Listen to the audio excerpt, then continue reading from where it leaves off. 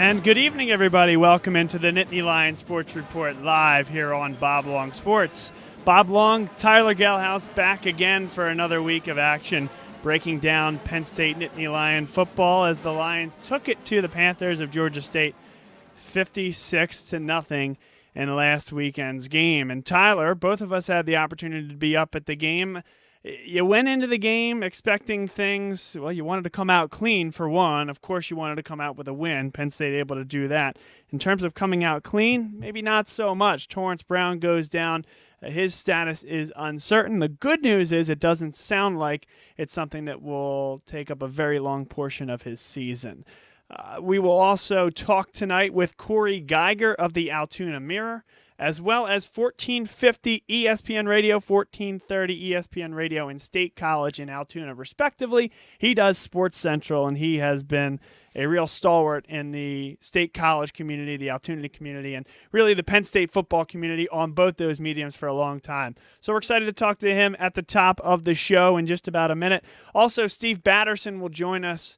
Delighted that he's going to give us some time. He's coming all the way from the Quad Cities and the Quad City Times out in Iowa. He's going to tell us all about Nate Stanley as well as some running back injuries that Iowa has, and we'll preview the Hawkeyes and the Nittany Lions this coming weekend. But Tyler, first and foremost, welcome back, and let's get your thoughts generally as we get finished with week number 3 in the college football season and the non-conference portion of the schedule for Penn State.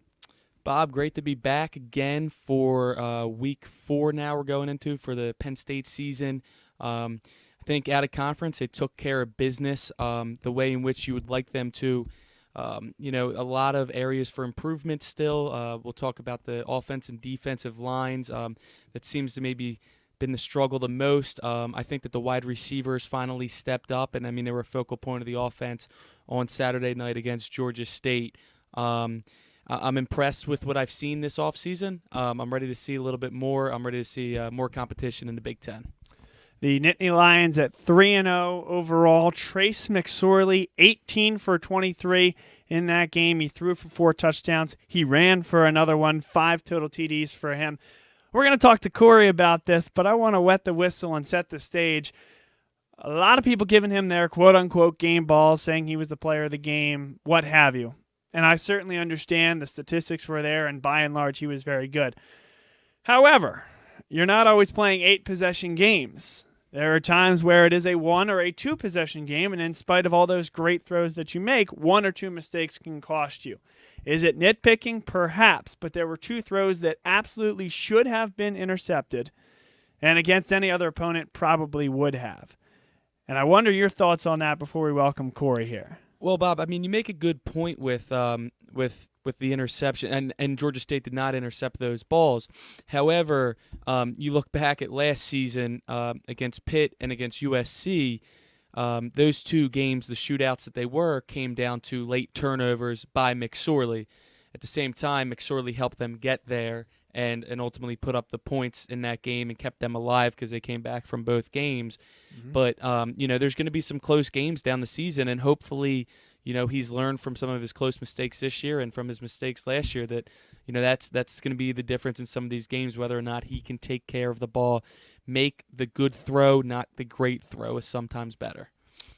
As we break down Georgia State, we sense, and I think explain the necessity in terms of not really getting into this game nitpicking by nitpicking and play by play, but really, Tyler, on a more 3-game basis, on a non-conference basis. At the end of the day, after 3 games and 3 non-conference affairs, they go into Big Ten play, the Nittany Lions do, only giving up 1 touchdown, only giving up 14 points, and pitching 2 shutouts in the meantime. Now, obviously, Georgia State, Akron, we know, not great teams, but they came out and they played well. The one thing that may be slightly of concern, I mentioned it to Brian Tripp last week.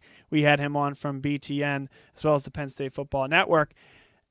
I thought that the interior defensive tackles may be a cause, maybe not for concern, but at least for further discussion.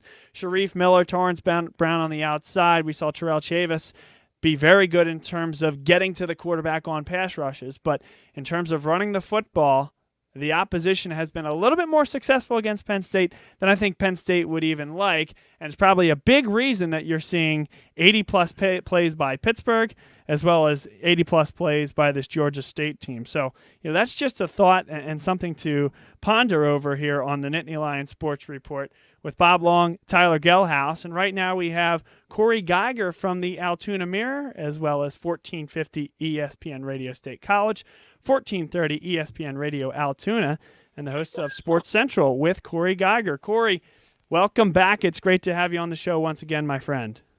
It's always weird when people mention all of those titles. Like when I do my voicemail, they have to listen to this whole voicemail of all the places I work for, and they sit there for like a minute, and they're like, I don't even want to leave a message anymore. Well, we appreciate you taking the time here as we make those introductions for you. And Cory, you were up there this past weekend for Georgia State against Penn State, and when we chatted on the phone pregame, you said, well, we got to stay dry, and I was saying at the same time, Penn State has to stay clean. Well, we stayed dry. Penn State relatively clean, unfortunately an injury to Torrance Brown, but generally your takeaways from both the Georgia State game as well as the first 3 weeks of the season. Well, the offense is really good, and we know that, and I think what we're going to see throughout the course of the season, as teams load up to stop Saquon Barkley, which everybody's going to do on the ground, Penn State's going to be able to find other ways to beat you. They had 8 different guys score a touchdown on Saturday, which is remarkable. You score 8 touchdowns from 8 different guys. That's an amazing accomplishment for any team. Did Penn State play a totally clean game offensively? Not really. The offensive line didn't really get much, push in the run game. But again, it kind of goes back to the pick your poison notion, Bob, that okay, you want to send 10 guys to try to stop Saquon Barkley on the ground?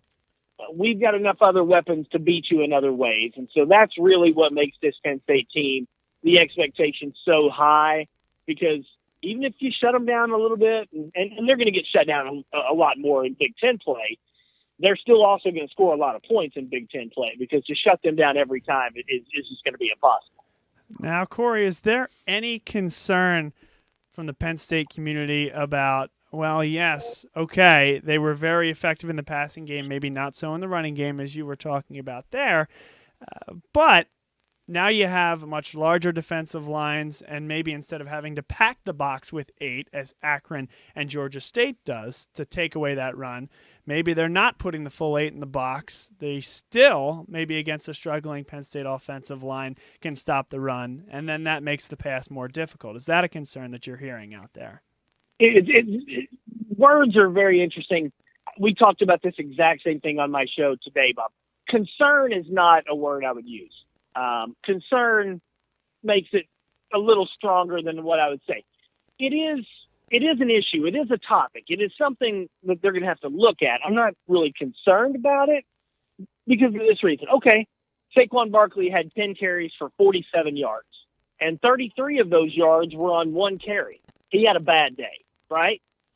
Well, no, he has an 85-yard touchdown on a Heisman highlight reel kind of play, and is still very much a major factor in the game. So I went into the season thinking they need to get Saquon involved in the passing game more. The number for me was about 45 catches this year. He had 28 last year. So fine.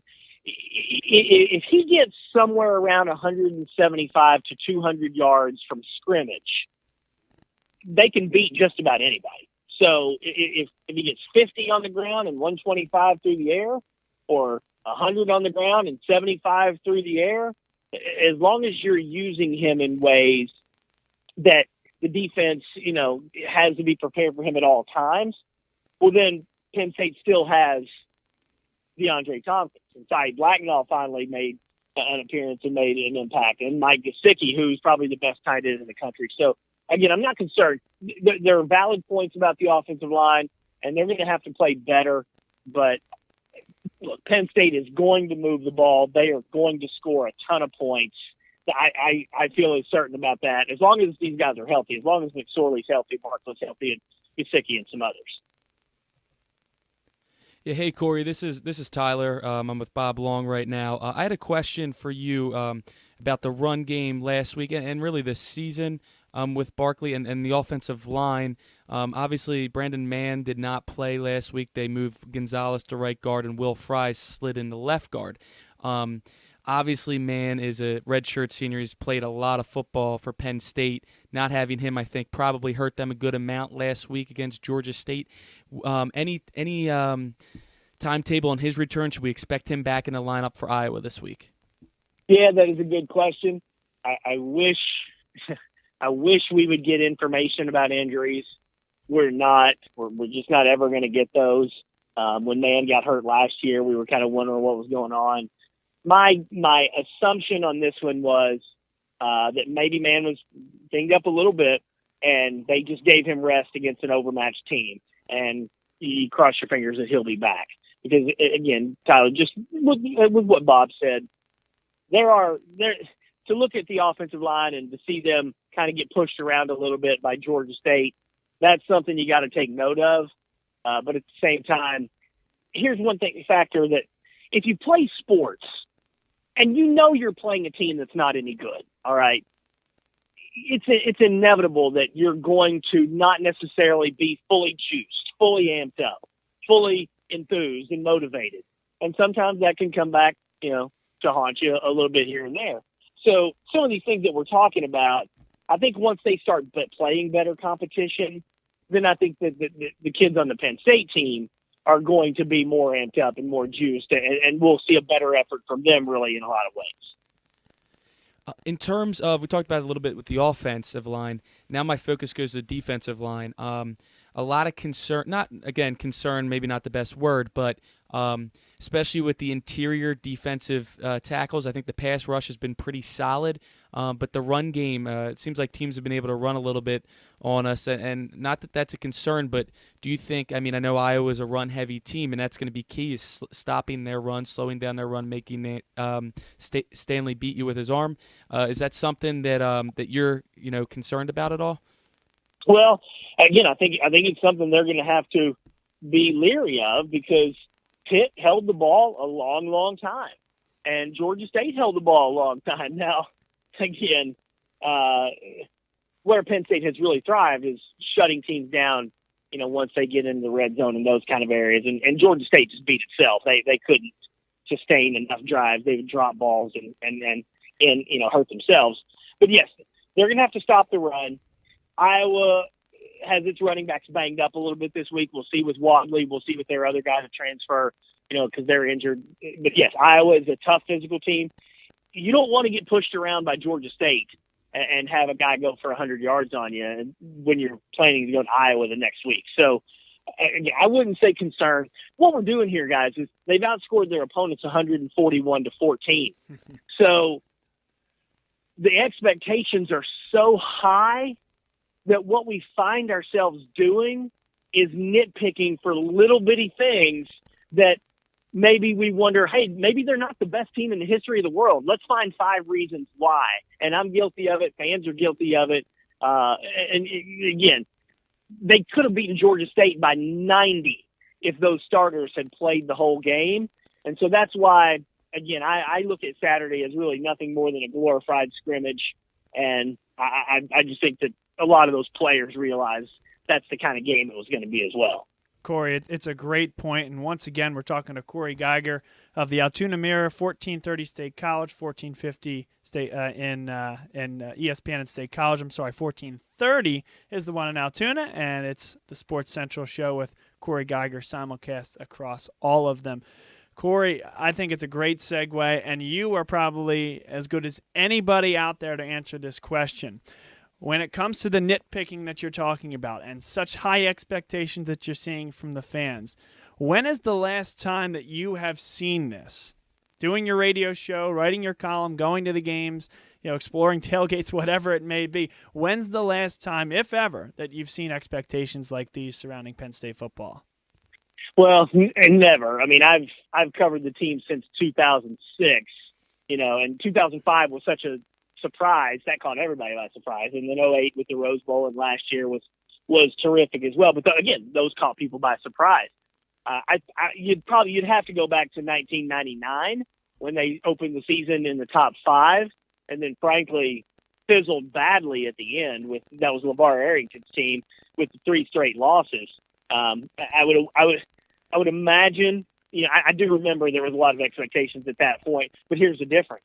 We're in 24/7 social media now. There wasn't Twitter. There wasn't Facebook in 1999. There wasn't, constantly, we had the internet, but it was still early on. So in terms of Penn State being good, expectations being high from the very beginning of the season, we've never seen this. We've never, ever seen it to this degree of enormous expectations with everybody being able to freely express their opinions and expectations. It's kind of the whole Michael Jordan, LeBron James thing. Could Michael Jordan play in this current era of Twitter criticism and handle all of it? Well, that's something he didn't really have to do. And so in terms of just overall expectations, no, I don't think Penn State has ever had expectations higher than now, simply because more people have much more access to information and can, get out there and express their opinions, good, bad, or whatever. We're talking to Cory Giger here on Bob Long Sports. And Cory, I have to ask you this question as well, and it refers to a question you posed in the Altoona Mirror this morning, and that was, why can't we just be honest in sports? I found myself perusing that article this morning and found it fascinating, the question that you posed with relation to coach speak in football versus baseball, for example. And if you could walk the listeners and the viewers here through what your premise was and how James Franklin falls into it. Well, it is interesting because I'm one of the few sports writers around that covers baseball every day and football. Most football writers don't cover baseball because the seasons, there's too much overlap. So I'm not the only one, obviously, but I feel like I'm kind of keen on this because baseball coaches and players are generally pretty honest with you. Now, they'll hide around some things sometimes, but it's every day. When you see somebody every day and there's a game every day and you're asking them questions every day, they're not going to BS with you. They're not going to mess around with you. If they've lost 6 in a row, they're not going to sit there and tell you everything is awesome, okay? If a hitter is 0 for 17 with 10 strikeouts, he's not going to tell you, well, I'm going to go 5 for 5 tomorrow. Well, that's kind of what you get in football. Football is once a week. Football is there's more talk about football than there is actual playing of football. So everybody's got to fill this time, and everybody's got to ask questions. And, coaches don't want to look back at a previous game. They just want to look ahead. So baseball, you just inevitably get a little more truth from coaches, players. Football, you get spin. Football, you get everything's great. Hey, how you guys doing today? Great. Well, you lost 62-0 Saturday. How you doing now? Great. How you gonna do this weekend? Great. You're playing Alabama this weekend. You gonna play okay? We're gonna be great. Everything is always, and especially with James Franklin, everything is always awesome and fantastic. Well, that's not really the way the world works, and so that's the backstory. That's the premise of what I was writing today, comparing baseball and football. So we get to a point where James Franklin calls a timeout to prevent Georgia State from kicking a field goal, which I have no problem with. I have no problem with Georgia State trying to kick a field goal. It's their team. That's great. They can do what they want to do. I have no problem with James Franklin calling a timeout. If he wants to preserve a shutout, it's his team. That's what he can do. That's it. I have no problem at all with those decisions. But don't come into the press conference afterward and tell us that you called the timeout because you didn't have the right unit on the field to prepare for a field goal. And that's not true. And don't try to make don't if you are going to make a decision like that, at least own up and tell us the truth about why. What's wrong with James Franklin just saying we wanted a shutout? I didn't want the kid to make the field goal. I thought that was our best chance. Is there anything wrong with that? Because instead he said, well, we didn't have the right unit on the field. So we had to get the other kids out there. Well, who's going to believe that? So, again, I'm very keen on it because I deal with baseball players so much, and it's just refreshing to hear truth in baseball because it's frustrating to hear so much spin and politically correct talk in football. Cory, let's switch gears to Big Ten Conference play, and Penn State gets started with Iowa this Saturday night, Kinnick Stadium. Then they return home for Indiana, and then they head out for a vaunted Midwest trip and everybody's favorite, the 11 o'clock Central Time kickoff. I guess we'll start with Iowa, but I want to get your thoughts on those other two because I think they're both interesting matchups before the bye and then Michigan. But let's start Iowa. Thoughts on Kyle Stanley, thoughts on the Hawkeyes in terms of their depth at running back because they won't have at least their number 2, maybe their number 1 also. I want to hear your thoughts on what you've seen and what you've had the chance to look into on the Hawkeyes. Well, I've been to Kinnick Stadium a number of times, including in 2008 when they lost there to end the perfect season. So that's a tough place to play. It's a very tough place to play at night. Now, it won't be 5 degrees or whatever it was in 2008 when it was just miserable.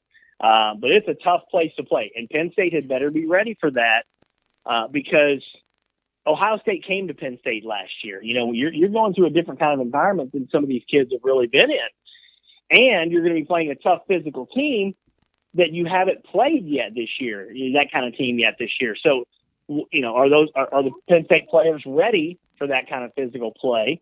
And are they going to be ready for that kind of environment? They embarrassed Iowa last year. They humiliated Iowa. I think Iowa had, give or take, 30 yards rushing, and Penn State had 600 yards of offense. Well, then Iowa came back the next week and beat Michigan.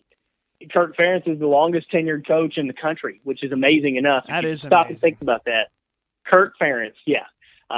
So he's been there a long time, and you know he's very conservative.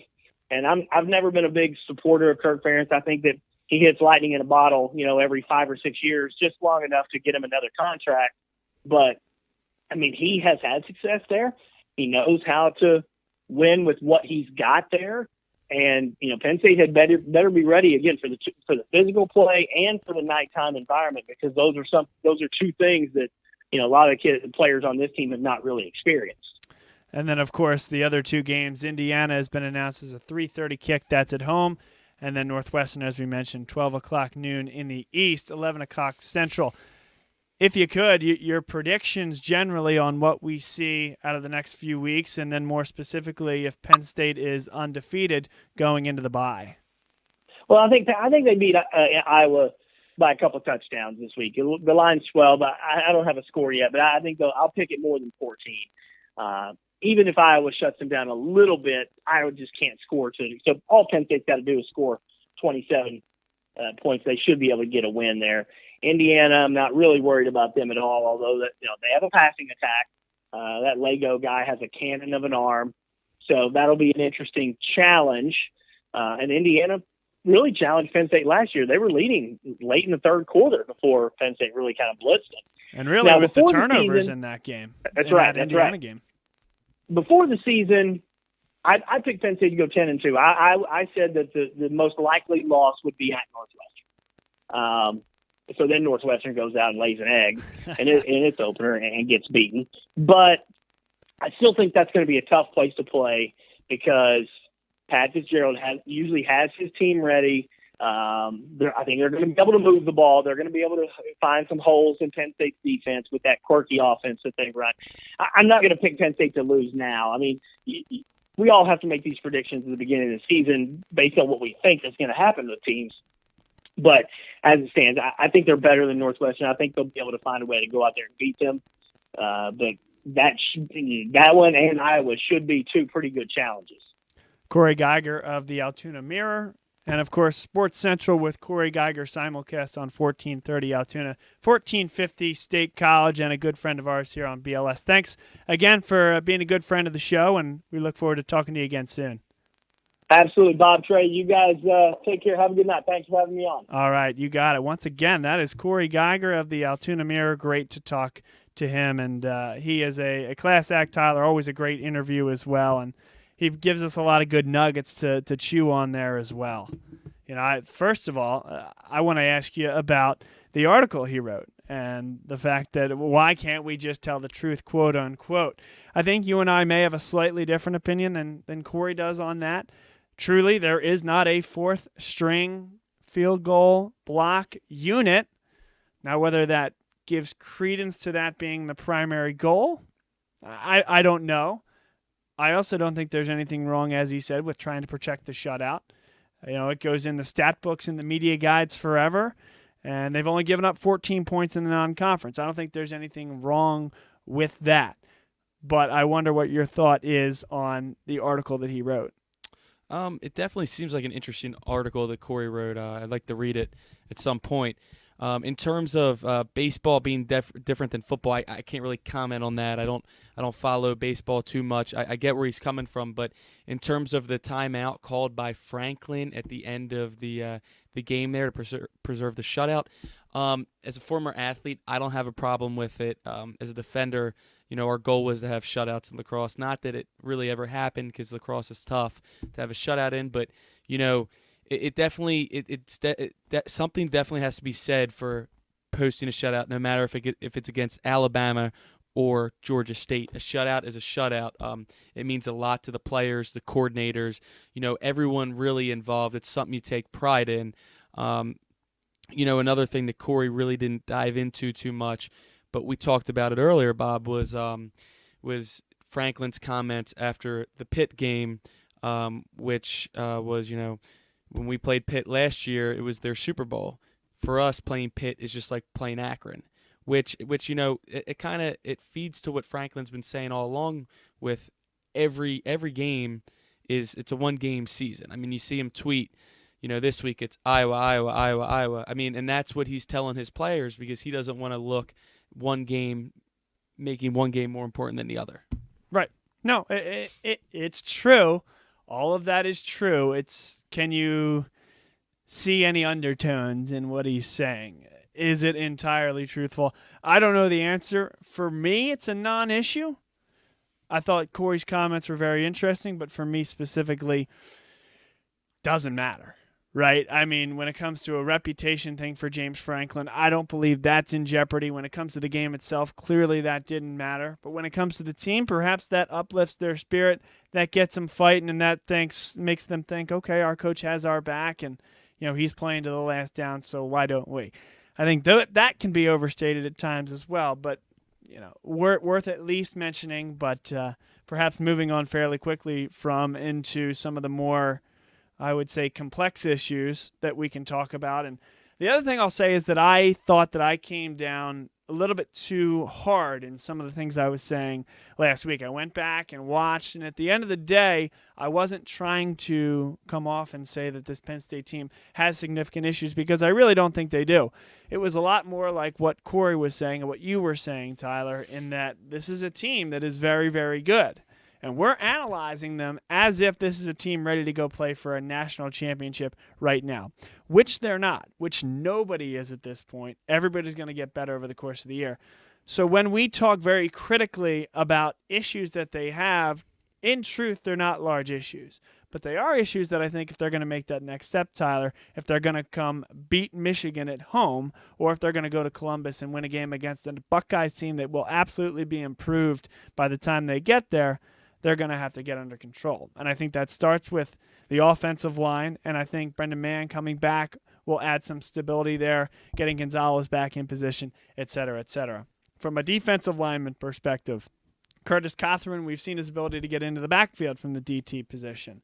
But from a one-technique guy, Parker as well, and Kevin Givens to some extent, we've seen those guys struggle a bit when it comes to holding the run in check. And now Torrance Brown heading out. I think there's a few questions that they have to answer, though I don't think that they are questions that are so significant that it impedes their ability to win 9 or 10 games. And so that's the point I want to get across. But those are my two things. And when it comes to two criticisms on the line, I think it's worthwhile to give it some thought, because that's where the game is won and lost more often than not. Can I just say something real quick off of that, Bob? The expectations are as high as they've ever been in my life, maybe even for you. Sure. You're not that much older than me. But, we're nitpicking at some things because, the goal could be, and for me, is national championship. I think that they have all the pieces there, again, early in the season. With that being said, let's not forget we won games 52-0, 33-14 against Pitt, and 56-0. So it's not like we've really had close games. And in a way, I think this is a good thing because of how dominant they have played in all of these games, and they are still nowhere near their full potential. So I think that's something to definitely that's a positive moving forward for this team, that they can see, wow, look how well we've played, and wow, look how far we still have to go to be a complete team. In terms of the skill positions, we talk about the lines and how that unit and those units can improve. Let's talk about the skill position. Saeed Blacknall comes up with a touchdown catch, and of course Brandon Polk has another decent game. The wide receivers continue to block down the field very well, and we saw Tommy Stevens come in a skill position capacity, quote unquote, and come in motion, catch what ended up being a touchdown pass in the backfield that he ran about 10 yards into the end zone.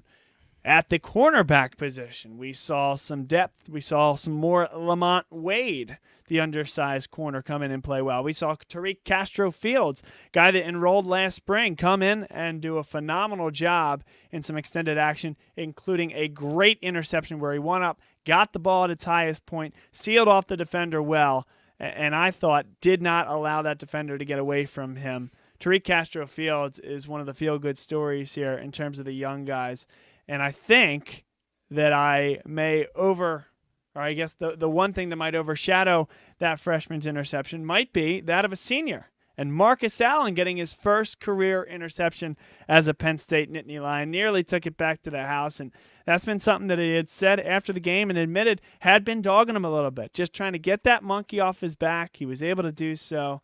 And finally, that elite playmaker getting that inevitable interception, Tyler.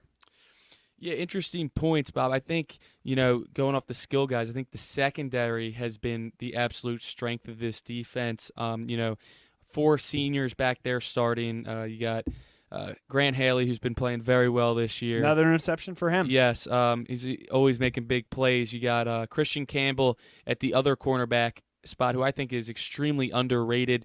6'1", played a lot of football, finally getting a chance to start with John Reed out for the year.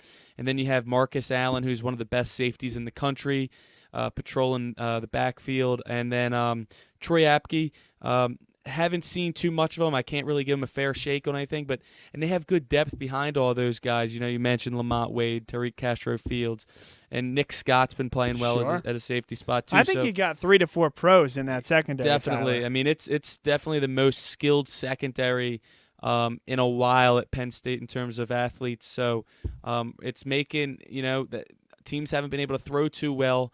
We talked about them being able to run. If we can stop the run and make them throw, I don't know they're going to have that much success throwing the ball. So, no, that's a good point. And that all leads into the time of possession discussion. Stopping the run can change that as well. Now, it's the second game in a row that Penn State has allowed more than 80 plays, and they only ran 53 against Georgia State, 52 against Pittsburgh. What we've seen from a balance perspective, Tyler, I want to get your thoughts on that. 29 passes to 24 rushes against Georgia State, 28 passes to 24 rushes against Pittsburgh. When it comes to a balance perspective, and people saying they want Saquon Barkley to get the ball, we said the exact same thing last week. Let's not talk about how few or how many times he gets the ball. Let's talk about the balance, and I think that balance is being achieved, especially when he's getting 3 to 4 catches per game. He's touching the ball about half of the snaps, give or take. Yeah, I mean, you bring up a valid point there with the time of possession. However, the time of possession is no way shaping the score of these games, which at the end of the day, you want more points than the other team. The time of possession's always an interesting stat. In fact, Iowa is top 10 in time of possession this year, and Penn State's bottom 10 in time of possession. But you have to remember they're 2 totally different style offenses. Iowa's going to look to pound the rock, to really drag out the game, make you make mistakes, and they're going to try to capitalize off it, whereas Penn State, they can score on one play, and they have done that. They did it twice against Pitt. And, I mean, that's something that, you're scoring points, so it doesn't really matter what the time of possession is. The concern comes in to play when when your offense isn't producing the points, and these teams are able to ground you out because we've talked about the run game for the teams. That's what Iowa's going to look to do. If they can win the time possession battle, which they may do, if Penn State's not scoring and they can convert on third downs and continue to run the ball, that's when it becomes a major concern to me. Let's start to break down the Hawkeyes here this week as Penn State heads out to Kinnick Stadium, 75 and change that they'll stuff into that venue. They have the pink locker rooms. That's one of the, I guess, calling cards of that venue. I don't know what the story is there other than, and I believe I've heard this, that pink is known to take the edge off from an intensity standpoint generally in human beings. I don't know. Scientists have figured that out, and I don't really know what it is, but you can't argue with the results that they've had there. Iowa comes into State College, Pennsylvania, and gets absolutely wiped last year, 41-14, and then the very next weekend, they host Michigan, a team that was absolutely on fire at the time. The Wolverines come in. They can't score. Iowa gets a grinding, low-scoring game on the books and is able to win on a game-winning field goal. Cue the Penn State fans that have seen that before. But this one certainly helped. Tyler, was the only reason that Penn State got to the Big Ten title game, so a debt of gratitude to the Iowa Hawkeyes for that game last week. And a question follows. Can that happen again? Sure, it can happen. I mean, that's why you play the game, right? However, I don't necessarily see it happening. I'm not saying Penn State's going to blow them out by any means. When you look at last year, Michigan versus Iowa and Penn State versus Iowa the week before that, it's important to note that, yes, Iowa was away at Penn State, and yes, they were home against Michigan the following week. However, Penn State and Michigan have two totally different styles of play. Penn State likes to spread you out with its athletes and really pick you apart. They'll pick whoever they want to use that game, whether it be Gesicki, Barkley, Blacknall, you name it. It changes every week. Whereas Michigan is a very similar style team to Iowa. They like to run the ball, load, bring in extra linemen, run the ball down your throat, set up play action. So I don't think that Iowa has the playmakers per se to stick with Penn State for 4 quarters. Not saying they can't hang with them, but I think when you're looking at, Michigan lost there last year, you got to look at matchups because a lot of times that's what it comes down to. And at the same time, these are college kids. Every week is different. Every day is different. So, I mean, that's what makes college football great. We talked a little bit about Nate Stanley. He was only named the quarterback of Iowa 6 days before the regular season. There was some uncertainty there. All he's done is come in, right the ship, and get this team 3-0. It almost doesn't feel that way. They came out, and I wouldn't say shocked the world with the way they handled Josh Allen in Wyoming, but there were certainly some expectations for that team out of Wyoming. And, of course, Josh Allen, who was thought of as the top or second quarterback to come out in this year's draft. Then they head to Ames, a rivalry game against the Cyclones from Iowa State, and their defense gets obliterated for 41 points. They're able to win that game 44-41 in overtime, almost 500 yards given up. And then, of course, this weekend they struggle for the first half against North Texas, run away with it in the second half, and all of a sudden we're left saying, okay, this is an Iowa team that's played 6 good defensive quarters and 6 poor defensive quarters. Where does that leave Penn State? It's certainly a question. And to help us answer that in just a few minutes, we'll have Steve Batterson from the Quad City Times. He covers the Hawkeyes and has been doing so for quite some time. So a great resource we'll have, and we'll ask him about where the defense stacks up now, how the loss of Desmond King will affect them, and I think they're missing Desmond King, Tyler. I'm seeing articles on the different Hawkeye message boards. Hawkeyes play well this weekend, and then, Desmond King got X many tackles in one of his first games in the NFL. So, we see this Iowa team. Certainly they love the guys that they've had on that team for a long time, but some newcomers as well. This is the Nittany Lion Sports Report, live here on BLS. Bob Long, Tyler Gehlhaus, and next up we have Steve Batterson of the Quad City Times. Steve, we appreciate you coming on here tonight, and hope all is well with you out in Iowa. Absolutely. It's my pleasure, guys. Steve Batterson on with Bob Long, Tyler Gehlhaus. And Steve, we want to get the thoughts on the Iowa Hawkeyes as Penn State folks start to gear up towards a big game at Kinnick Stadium. Certainly the Hawkeyes have broken some hearts, both of Penn State and others.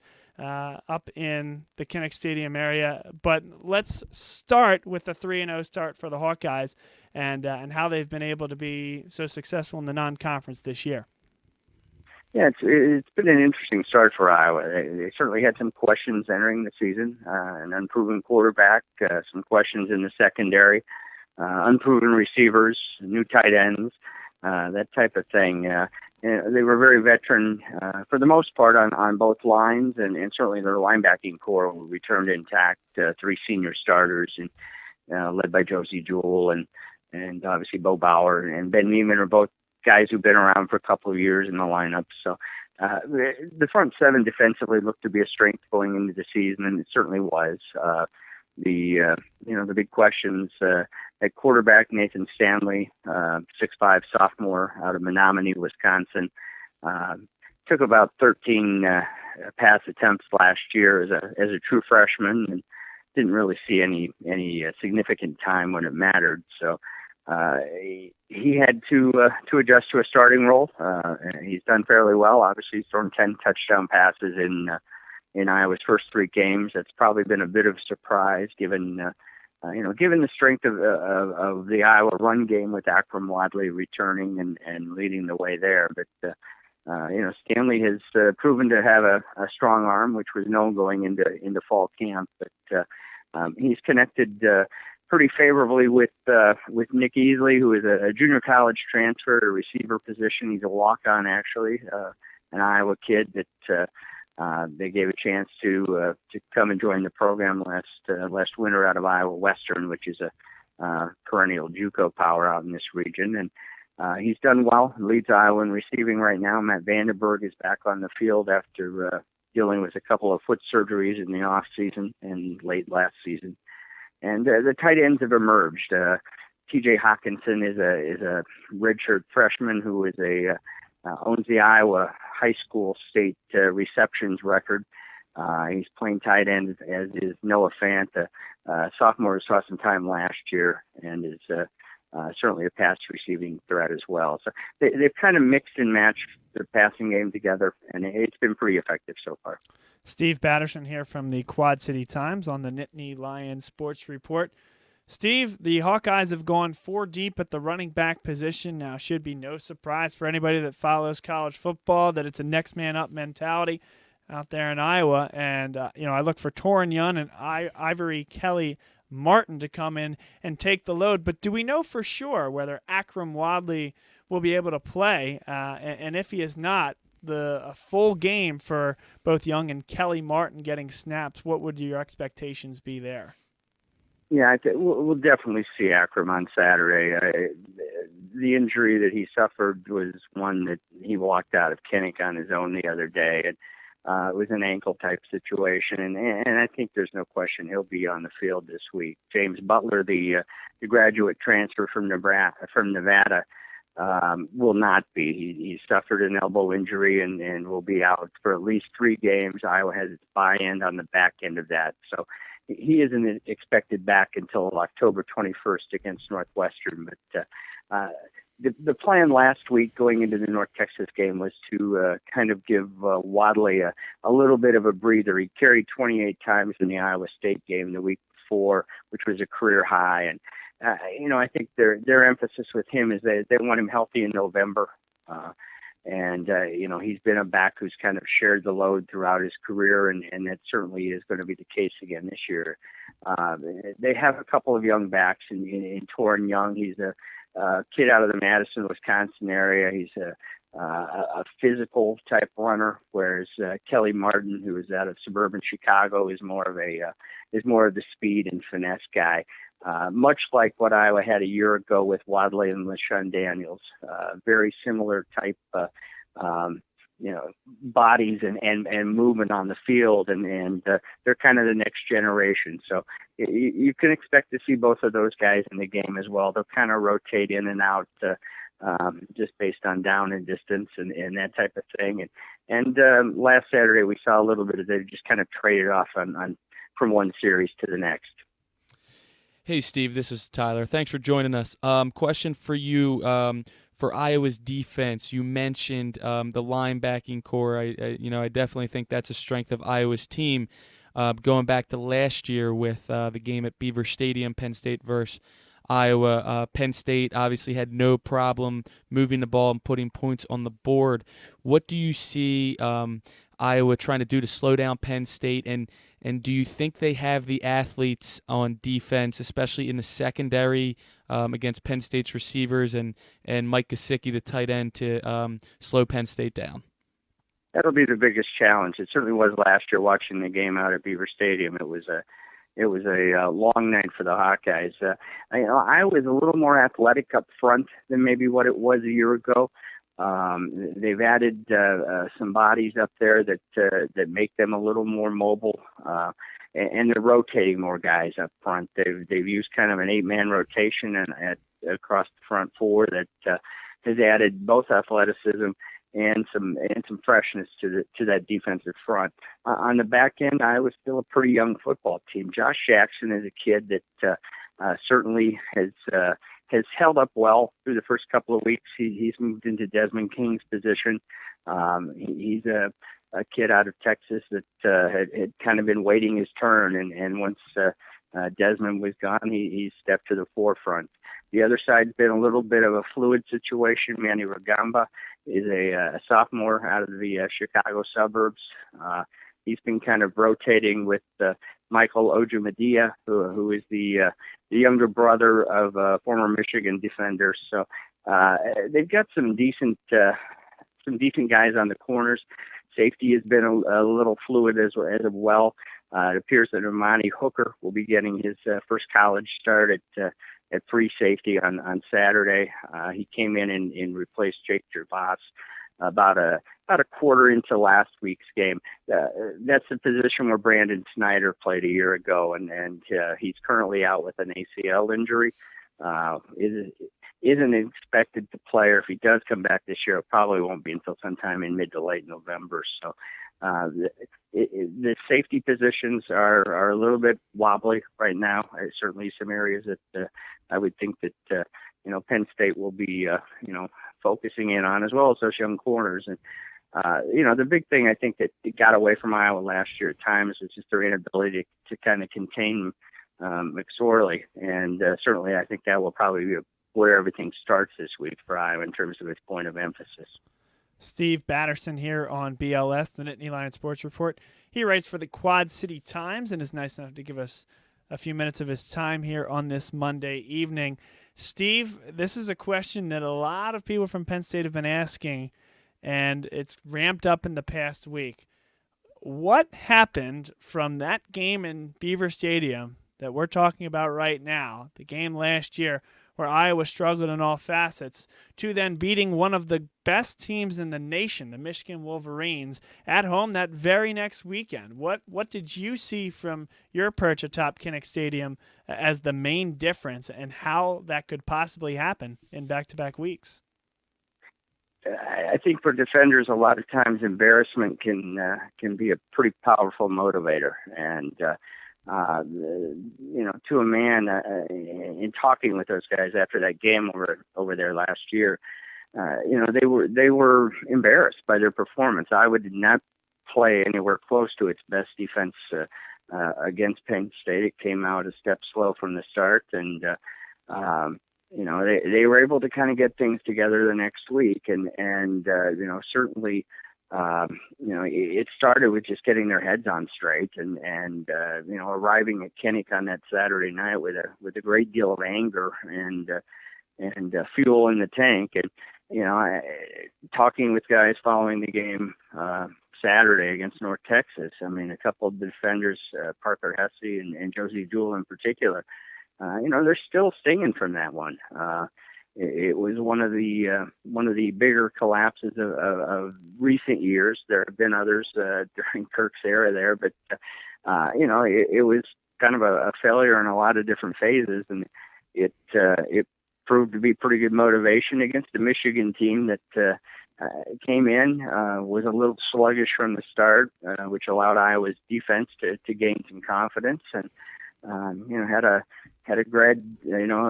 situation where you had a freshman kicker step up at the end of the game and knock one through to send the Wolverines home with a loss. And night games at Kinnick are kind of a special beast.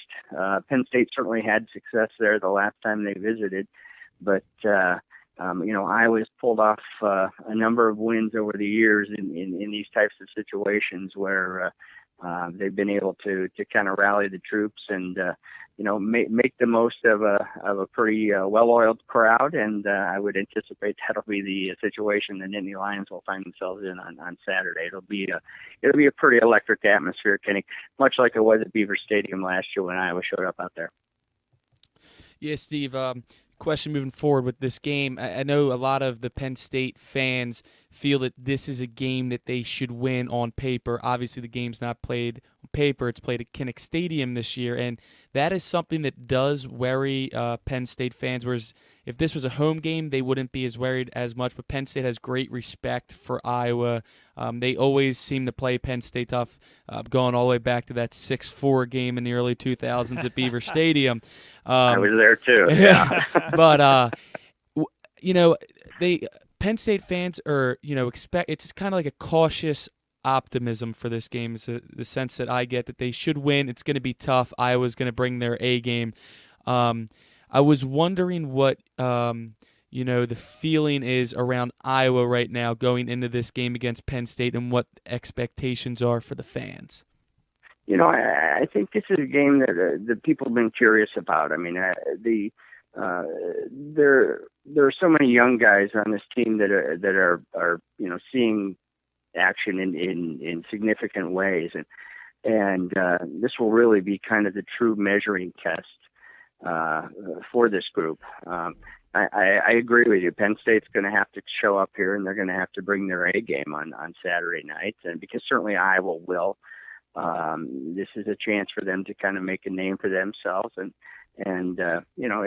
let's face it, anybody who is a defending Big Ten champ is going to get an opponent's best shot, and Iowa dealt with that last year as they kind of made their way through the Big Ten schedule, and it's something that Penn State's going to have to deal with on a weekly basis this season. And certainly they have the talent to deal with that. With what they had coming back, there's certainly a reason why they're picked to be amongst the teams in the East again that have a shot to do some really good things. And this is a young Iowa team that was probably picked anywhere from in most polls 3rd to 4th in the West heading into the season, so they really don't have anything to lose. But the only thing they have to gain right now is a little respect, and I would suspect that they're going to show up, and they should be in fairly good health from what it appears for the most part, and I think it's going to be a heck of a football game. Steve Batterson once again from the Quad City Times here with us on BLS, and final one to get you out of here on. We really don't talk a lot of Big Ten West on this show, really, unless we're talking about crossover games like this. But I take a look at the West, and other than Wisconsin, who had a great year last year, we see Nebraska struggling. We see Northwestern struggling. So I'm going to take Tyler's question about the expectations of the Iowa fans and draw that out over the season. Have you seen, besides just the expectations for the Hawkeyes, are people looking around at the environment around them and saying there's a real opportunity here to go win the Big Ten West with a big win or two, maybe against a Wisconsin? Absolutely. I think the situation in the West and it's been a fairly balanced division. It's a grinded out division, much more so than what the East is. The games against Minnesota and even Nebraska with the struggles that it has, and certainly, anytime you step on the field against Wisconsin, it's going to be a physical football team. And these teams in general are kind of built to play that game. And, I can recall a 10-6 game at Wisconsin 2 years ago in the Big Ten opener that really set the tone for Iowa to run the table through the league. A year ago, it was a 14-7 win in Minnesota that made the difference. And, those are the types of games that, you have to win those games, and you have to kind of be built to deal with the physical brand of football that you see out this way. And the teams that can kind of survive that grind in the West, they have a chance to get to Indianapolis. Now, the record in recent years hasn't been very successful when they've been over there, but certainly, Wisconsin has looked awfully good so far this season. Minnesota has been surprisingly good in PJ Fleck's first season, but they returned some bodies up front that I think are making a difference for them, and those are the teams that Iowa's going to have to contend with if it hopes to be in this race in November. And ultimately, that's what Perk's teams tend to try to do, is position themselves to make a run at it down the stretch, and to do that, you've got to be ready to go from the start. Steve, I don't know if you make on-air predictions, but if so, we'll ask you for your thoughts on Saturday's game in Kinnick. Well, I think it's a game that Penn State probably could win and should win. I think it will be a fairly low-scoring game compared to what we saw a year ago. I don't particularly like the matchup. I think that Iowa's probably better matched up against Ohio State maybe than it is against Penn State.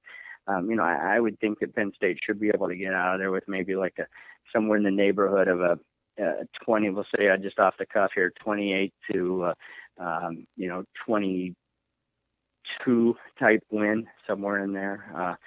I think it'll be a challenging game for Penn State, and that's good. I think that's probably good for Penn State as well, because they're going to have to go into other tough environments as their schedule moves forward, and certainly I think that they have the skill and the talent to be the favorite in the East, along with probably the Buckeyes. But I think that they are they're a team that is going to have to come ready to go every week, or they will be challenged as well. Steve Batterson of the Quad City Times, thanks so much for taking a few minutes to talk to us about the Hawkeyes, and enjoy the game Saturday. We look to catch up very soon in the future. Hey, my pleasure, guys. Take care. All right, there you go. That's Steve Batterson calling from the Iowa or the Quad City Times. It's certainly great to talk to him. Bob Long, Tyler Gehlhaus here, and to wrap things up, I thought he gave us a lot to unwrap when it comes to this Iowa team. They do believe Akram Wadley will play on Saturday. We saw some back-and-forth reports there, but boots on the ground in Iowa, I think we'll take that with more than a grain of salt. And so expect to see the top guy back for the Iowa Hawkeyes. Nate Stanley had some time last year, is what he's had to say about him, and has come in and been very good. And, of course, the defense, like I said before the interview, 6 good quarters, 6 bad quarters. We don't know what we'll see on Saturday night. But let's get your first takeaway, if any, from that Iowa report, and then a prediction for Saturday's game.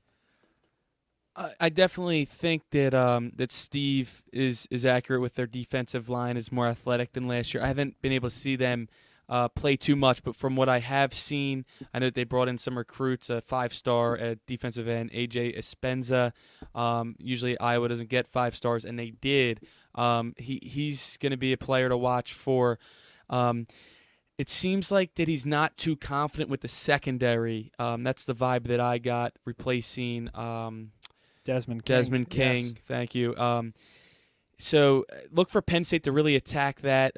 We haven't really seen Penn State throw too many deep balls yet this year. I think we'll start to see more of that, once we can get the ground game going and Saquon can get moving. In terms of a prediction, I'm going to go with Penn State 31, Iowa 17. I think it's a kind of game that at halftime, you're saying uh-oh type of thing. I think it's maybe Penn State's up by a field goal, tie game, but in the end, I'm not sure Iowa has the athletes to hang with Penn State. But sure, the home field advantage will be there for Iowa. It's a great test for Penn State early in the season on the road. I'm looking forward to it, and I think at the end of the day, Penn State comes out about 14 points ahead of Iowa. My first thought is it's real now. This season is underway. Preseason, quote-unquote, is over, and that's not a shot at Pitt, and we're not getting back into that. We're 2 weeks past that, but by and large, the preseason is over. And whether you say by and large, in reality, Big Ten play is here, and this is where the money is made, and this is where the playoff spots are determined. Now, you can't win it in the first 3 games, but you can lose an opportunity to have a great season. Penn State didn't do either, right? They haven't won anything, but now they put themselves in an opportunity. 3 convincing wins, And now they go on the road to one of the toughest places in the conference to play. They're home against a team that's going to spread them out, and they're going to challenge this secondary in a way that I don't think anybody has yet. That's Indiana at home on the 30th. Finally, then you go out to play a Northwestern team that's like a box of chocolates. We don't know what we're going to see out of this team. They got run off the field, but they just have a way to make things difficult for just about anybody. Then we're at the bye, and I think we can start to reevaluate things on October the 8th when we're back doing this once again after that Northwestern game. But in the meantime, this is a 3-game series here that is going to build you up to Michigan and Ohio State in succession, followed by Michigan State. And like I said, when you start with Iowa on the road, it won't be easy. I think Penn State does win this game. I think they win by 2 touchdowns, and I think they cover, barely. But I think they will cover and move on. It may not be the prettiest thing. I'm in somewhat of an agreement with you. What I think is going to be the key is how do the offensive and defensive lines play? And in between the tackle running specifically will be my key, as well as we see a lot of shuffling along the offensive line for Iowa, very similar to what Penn State's done on its offensive line. Is the D-line are the one technique guys ready to run block or ready to tackle and stop the run as these big run blockers for Iowa try to push them downfield. Those are my keys for the game. And Tyler, I don't know if we missed anything tonight. It was tightly packed, this show, as we had Cory Giger and Steve Batterson on with a report on both teams. But if we missed anything, now's the time. Good news is nobody's coming on after us, so we don't have to vacate the studio if we don't want. Something I want to dive. I'm not going to get into it now, but hopefully next Monday when we meet, we're talking about the quest to repeat, 1 down, X to go for the games for Penn State to get back to Indy and repeat. Definitely tune in next week. We have some interesting recruiting tidbits coming your way. Could Micah Parsons be back in the fold for Penn State, and could there even be more top talent defensive ends looking to join the fold in Happy Valley for the 2018 class? And Tyler's going to be your guy for that. I certainly follow recruiting, but big reason that I brought him on to do this. One, because he's a seasoned professional here after 2 weeks of doing this, but I knew that he'd be a guy that knows this program inside and out, and him jabbing my ear off about recruiting year after year after year finally got to me, and I said, we got to give this guy a chance on the air, and he's done a wonderful job with it. So thanks again for being on here, Tyler, and we look forward to that recruiting report next week.